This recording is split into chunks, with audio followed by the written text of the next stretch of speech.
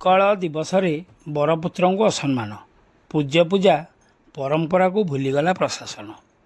ଆଜି ଉତ୍କଳ ଦିବସ ଖଣ୍ଡପଡ଼ା ଏନ୍ଏସି କାର୍ଯ୍ୟାଳୟରେ ପାଳନ ହୋଇନଥିବା ବେଳେ ସହରାଞ୍ଚଳରେ ଥିବା ଓଡ଼ିଆ ବରପୁତ୍ରଙ୍କୁ ମଧ୍ୟ ଭୁଲି ଯାଇଛି ସ୍ଥାନୀୟ ପ୍ରଶାସନ। ପ୍ରତିମୂର୍ତ୍ତିରେ ଫୁଲମାଳ କି ଧୂପ ଟିକେ ଦେଇନଥିବା ବେଳେ ପୂଜ୍ୟ ପୂଜା ପରମ୍ପରାକୁ ଅଣଦେଖା କରାଯାଇଥିବା ଅଭିଯୋଗ ହୋଇଛି।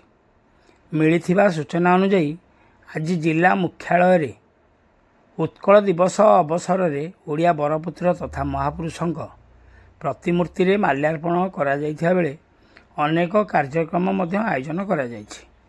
ମାତ୍ର ଖଣ୍ଡପଡ଼ା ସହରାଞ୍ଚଳରେ କିନ୍ତୁ ଏଥିରେ ବିରାଟ ବ୍ୟତିକ୍ରମ ଦେଖିବାକୁ ମିଳିଛି।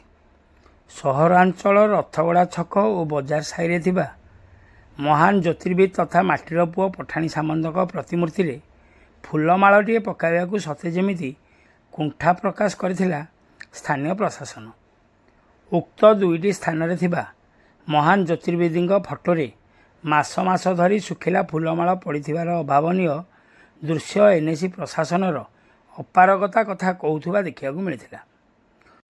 ସମାନ ଭାବେ ମଧୁବନ କ୍ରୀଡ଼ାଙ୍ଗନରେ ଥିବା ଉତ୍କଳମଣି ଗୋପବନ୍ଧୁ ଦାସ, ମହାତ୍ମା ଗାନ୍ଧୀ, ପଠାଣି ସାମନ୍ତଙ୍କ ଭଳି 5 ବରପୁତ୍ରଙ୍କ ପ୍ରତିମୂର୍ତ୍ତିରେ ମଧ୍ୟ ଫୁଲମାଳଟିଏ ଦେଇନଥିବାର ଅଭାବନୀୟ ଦୃଶ୍ୟ ଦେଖିବାକୁ ମିଳିଥିଲା।